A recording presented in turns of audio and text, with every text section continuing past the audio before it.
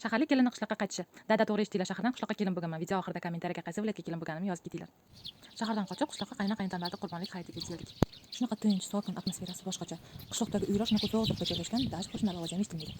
Ertangi hayitlikka ham tayyorgarlikda boshlavordik. Shunaqa kimnidir uyida kattaroq tadbir yig'in bo'lsa, bir kun oldin qo'shnilar har doimgidek hasharga chiqishadi. Biznikiga ham hasharchilar chiqishdi.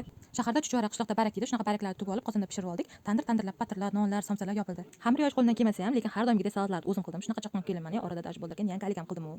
Bir payt shunaqa yomg'ir quyorsa bo'lardim, bir tarafda yomg'ir, bir tarafda quyosh, kamalak chiqqan. Bu kadrni videoga olmasam bo'lmasdi. Kechki tomon shunaqa hamma xonalarga ko'rpachalarni to'shab, dasturxonlarni yozib, dasturxonlarga chaqchuqlarni qo'yib chiqdik. Qishloqda bir kunimiz shunaqa o'tdi. Mana buni qishloq hayoti desa bo'ladi. Sahar soat 5 da turib, ovsinim bilan hovlilarga suv sepib pishirib oldik. Xullas, tematik video ko'rishga vaqt bo'lmadi, qaynisini chaqirib, shunaqa syomkachi qilib qo'ydim. Xullas, qurbonlik atirdan qo'shqo'llar so'yildi, go'shtlar achatildi. Sabina qizim hayratda, shuncha go'sht ko'rib nima qilamiz deb. Arqa hovlida qo'shnilar kalabachalar tozalashyapti. Bugun shunaqa ham havo zo'r. Ichkariga kirib, shunaqa dasturxondagi kechangi kamchiliklarni to'ldirishni boshladik. Bir payt adash qozon boshiga borib qolman, sho'rva shunaqa qaynayapti, ishtaxanach. Qolgan ovqatlar vizaga olish esdan chiqdi. Mehmonjonlarimiz ham kelishdi, boshladi, shunaqa kutib oldik. Bizlar tarafda shaharlarda tog'ora deb aytiladi, qishloq joylarda esa tog'orasini tuguncha, bo'kcha deb aytiladi.